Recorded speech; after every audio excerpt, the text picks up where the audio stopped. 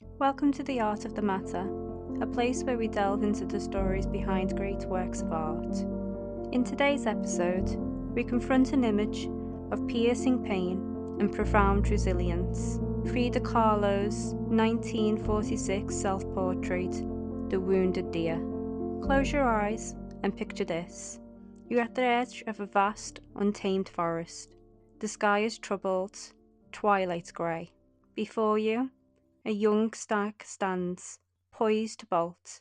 Its limbs are slender and powerful. But look at its face. It's not the face of a deer, it's the face of Frida Kahlo.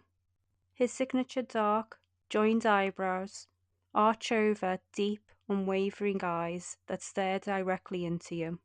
Her expression is stoic, almost defiant, yet filled with ancient sorrow.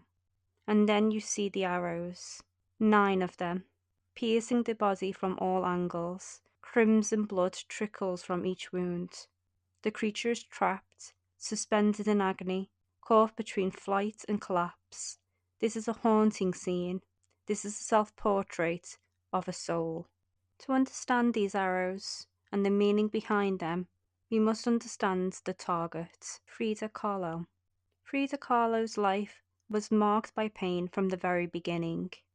At the young age of 6, polio had left her leg permanently thin and weaker. While this undoubtedly affected her life, the event that really shattered her life came in 1925 when she was 18, when she was involved in a horrific bus crash that impaled her through her pelvis, fracturing her spine and pelvis and leg. It's this single moment that defined her. She would undergo at least 32 surgeries throughout her life.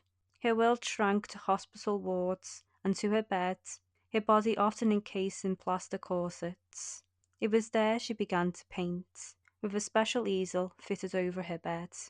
The canvas became her world, the only territory over which she had absolute control.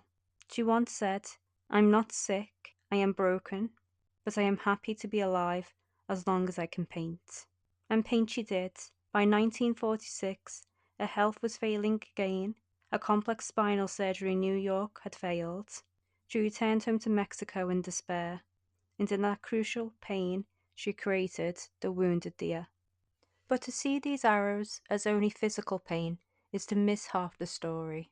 The other source of her bleeding was her tumultuous, passionate marriage to the famous muralist Diego Rivera. She called him her big child, and Frida often described their union as a marriage between an elephant and a dove.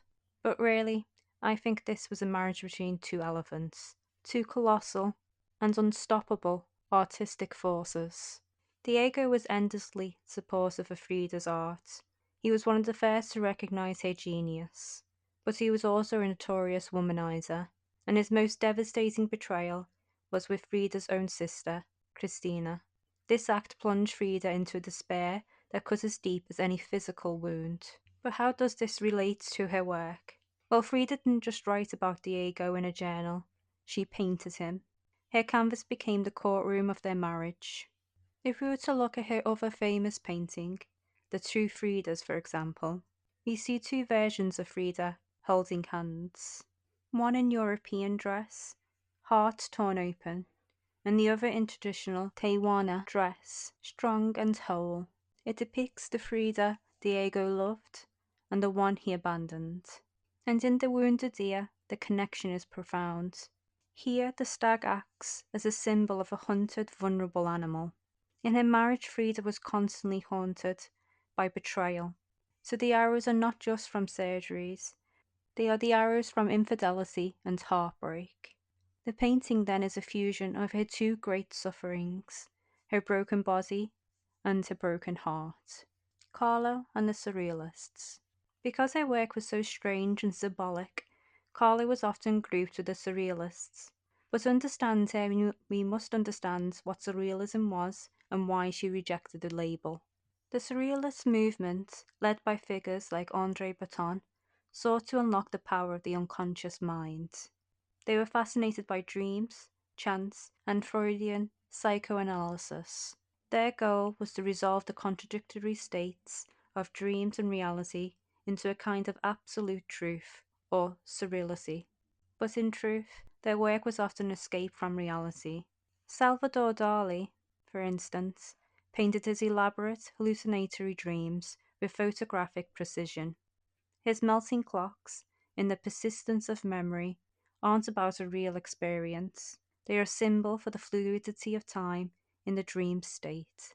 And then there is René Magritte, who plays with visual puzzles and contradictions, like his famous The Treachery of Images, a painting of a pipe with the words, "This is not a pipe." It was a philosophical exercise about illusion and representation. And when the Surrealist leader, André Breton, came to Mexico, and he saw Kahlo's work, he declared her a natural surrealist. So captivated was he by the seemingly fantastical elements of her work. But Kahlo famously retorted, "They thought I was a surrealist, but I wasn't. I never painted dreams, I painted my own reality." And what a difference that is. Where Dali painted melting clocks from his imagination, Kahlo painted the very real, surgical steel that fused his spine. Where Magritte painted philosophical riddles, Kahlo painted the blood from her miscarriages and the tears from Diego's betrayals. Her symbolism wasn't from a dream journal, it was from her medical charts and her personal diaries. So we can see that in fact her work isn't an escape from reality, it's a deep, unflinching immersion into it. She used the visual language of fantasy not to flee from her truth, but to convey its overwhelming and often unbelievable intensity. So in The Wounded Deer, the symbolism isn't surreal, it is hyperreal to her. The deer, in Mexican folk tradition, symbolizes the right foot, the very one crushed in her accident. The arrows recall Saint Sebastian, the martyr. This was her way of placing her very real agony into historical and cultural context of suffering and endurance. Beneath the painting, she wrote the words karma, Spanish for karma or destiny. For Kahlo, this suffering was not random. It was a fate, and she faced it unflinchingly. Her calm gaze turns the suffering into a stark truth. This is my body, this is my fate, look at it. So what are we to make of the wounded deer, forever frozen in this painful glade? Frida Kahlo gave her friends a painting that was, on the surface, a cry for despair. But by creating it, she performed an act of incredible strength. She took her pain, and all of it, the physical and emotional, and she mastered it. She framed it, she composed it, and transformed it into a thing of stark, unsettling beauty. She could not stop the arrows from coming, but she could refuse to look away from them. She could present the wounded self to the world, not as a victim, but as a testament to the fact that she had endured. The Wounded Deer then is more than a self-portrait. It is a map of a life lived in pain and a soul that refused to be defined by it. It is the ultimate page from the diary of Frida Kahlo. The legacy of the Wounded Deer and of Frida Kahlo herself, in my opinion, is one of the most remarkable in modern art. It's a legacy that has grown in power since her death, transforming her from a talented painter into a global icon.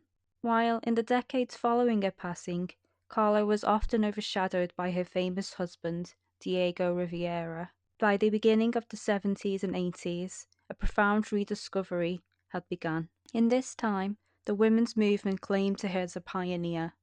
They saw in her unflinching depictions of female experience, of physical pain, heartbreak, miscarriage, and abortion, a radical honesty that has been absent from art history. She broke every taboo, presenting the female body not as an object of desire, but as a subject of raw complexity.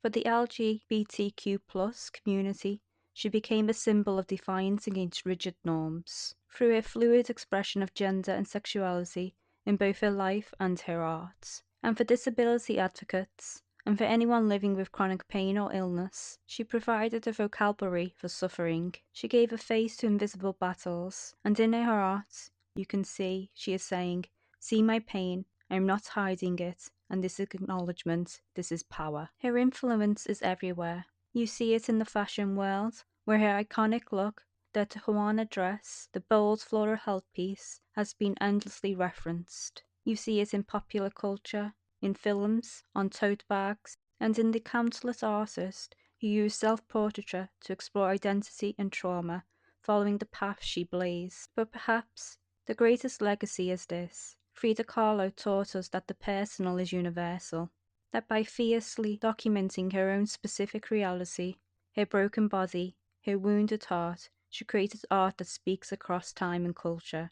She proved that the most profound political act can be the act of telling your own story.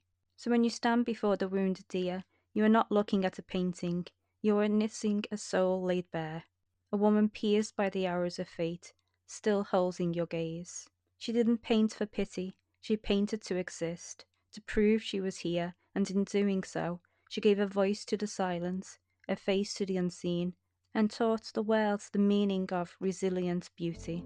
What do you see when you look at the wounded deer? Hopeless suffering or defiant survival?